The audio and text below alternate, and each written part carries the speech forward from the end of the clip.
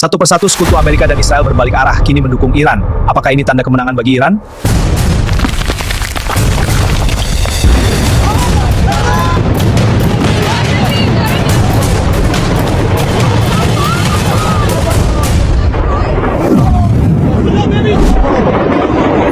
Bayangkan dunia yang sedang berada di titik paling tegang dalam sejarah geopolitik modern. Berdiri sebuah negara yang selama puluhan tahun hidup di bawah embargo, tekanan ekonomi, dan ancaman militer, Iran. Di sisi lain, dua kekuatan besar yang selama ini dikenal sebagai poros dominasi militer di Timur Tengah, Amerika Serikat dan Israel. Namun hari ini peta kekuatan dunia mulai berubah. Konflik besar pecah pada 28 Februari 2026, Amerika Serikat dan Israel menyerang Iran melalui udara dan misil dengan menargetkan berbagai fasilitas militer dan pemerintahan di Iran. Serangan ini memicu perang terbuka yang dengan cepat mengguncang seluruh kawasan Timur Tengah. Hari pertama serangan mereka telah menyasar rakyat sipil, anak sekolah, dan berhasil menewaskan pemimpin Iran, Ali Khamenei. Dalam waktu singkat, Iran membalas dengan meluncurkan serangkaian serangan balasan menggunakan rudal balistik dan drone. Awalnya kematian Ali Khamenei, pemimpin Iran, membuat Amerika dan Israel merasa sudah menang dalam pertempuran ini.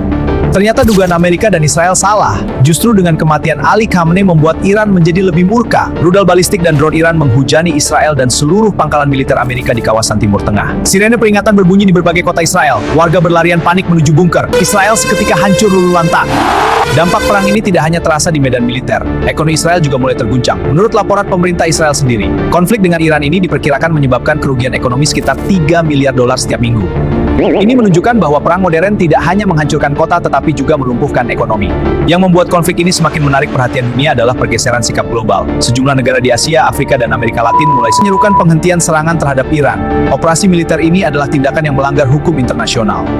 Di berbagai forum internasional, kritik terhadap operasi militer Amerika dan Israel semakin keras, termasuk sekutu Amerika kini menahan diri.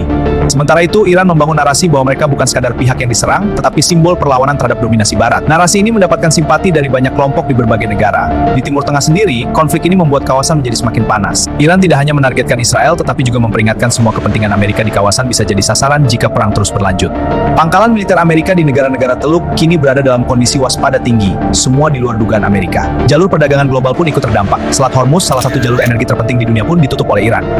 Harga energi naik, pasar global bergejolak, ketegangan geopolitik semakin meningkat. Wah, Iran gak nyangka sehebat ini. Dunia yang dulu didominasi oleh satu atau dua kekuatan besar kini berubah menjadi dunia multipolar. Ada Iran sebagai kekuatan baru dunia. Sementara negara-negara besar seperti Rusia dan Cina mengkritik eskalasi militer yang dilakukan oleh Amerika dan Israel.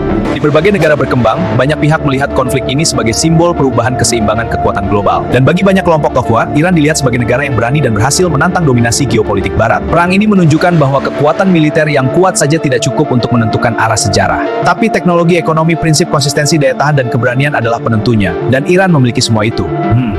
Apakah konflik ini akan berakhir dengan negosiasi? Apakah ia akan berubah menjadi perang yang lebih luas? Ataukah ia akan melahirkan tatanan dunia baru? Tidak ada yang benar-benar tahu. Namun satu hal pasti, yang namanya penjajahan dan kolonialisme tidak ada tempat di dunia saat ini. Dan Iran-Iran berikutnya akan tumbuh di seantero dunia.